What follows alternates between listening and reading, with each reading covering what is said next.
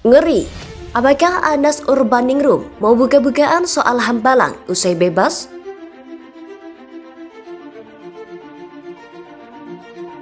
Beliau akan ada di kita dan beliau akan buka semua sisi-sisi yang dulu terjadi sehingga orang jadi paham bahwa yang kemarin itu juga tidak sesuci seperti yang dibayangkan.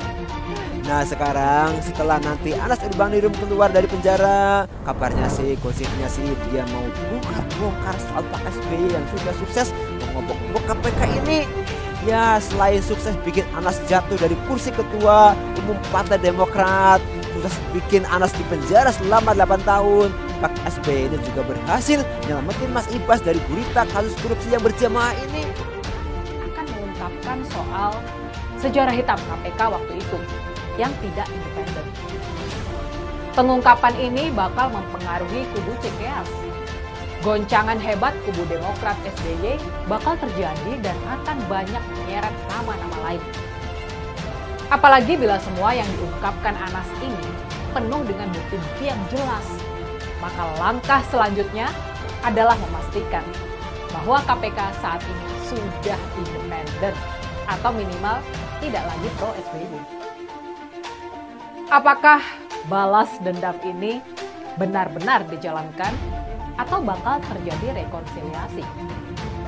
Semoga tidak ada rekonsiliasi, karena bersih-bersih ini tentu sangat penting. Demokrat SBY harus membayar apa yang telah dilakukannya di masa lalu. Siapa yang menanam, maka dialah yang menuainya. Tanam padi, keluar padi. Tanam kelicikan, keluar kelicikan lain. Karena hukum alam pasti selalu bekerja sebagaimana.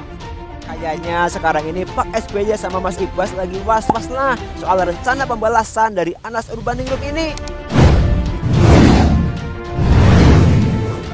Anas Urbaningrum sebentar lagi akan bebas pada April nanti.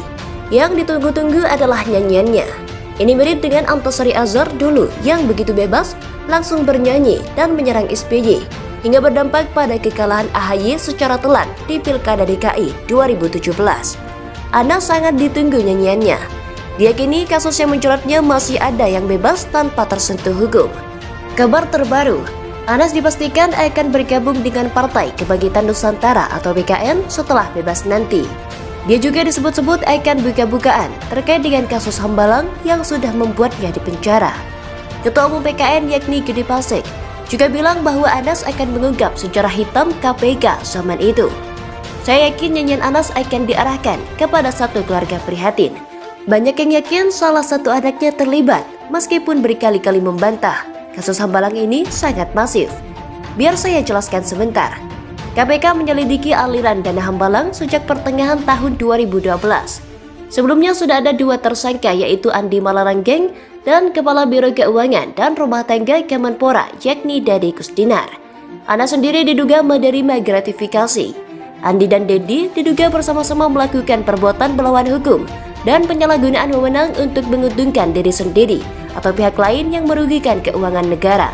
Andi dihukum 4 tahun penjara dan denda 200 juta rupiah, subsidiar 2 bulan penjara karena terbukti memperkaya diri sendiri sebesar 2 miliar rupiah dan 550 ribu dolar Amerika Serikat. Setelah melakukan penyelidikan, Anas akhirnya ditetapkan sebagai tersangka karena menerima gratifikasi terkait dengan proyek Hambalang pada saat masih jadi anggota DPR. Yang terlibat bukan cuma mereka saja, masih ada yang lain. Angelina Sondag divonis terbukti menerima suap 2,5 miliar rupiah dan 1,2 juta dolar Amerika Serikat dalam pembahasan anggaran di Kemenpora serta Kemendikbud. Setelah bebas muncul lagi isu siapa dalang sebenarnya di balik kasus Hambalang. Ini diketahui dari kata ayah Angelina yang tahu siapa sang aktor sebenarnya yang sudah menjerumuskan anaknya itu. Ketika ditanya kenapa tidak menyebutkan nama tersebut di pengadilan, Angelina mengaku takut dan khawatir dengan keselamatan keluarganya.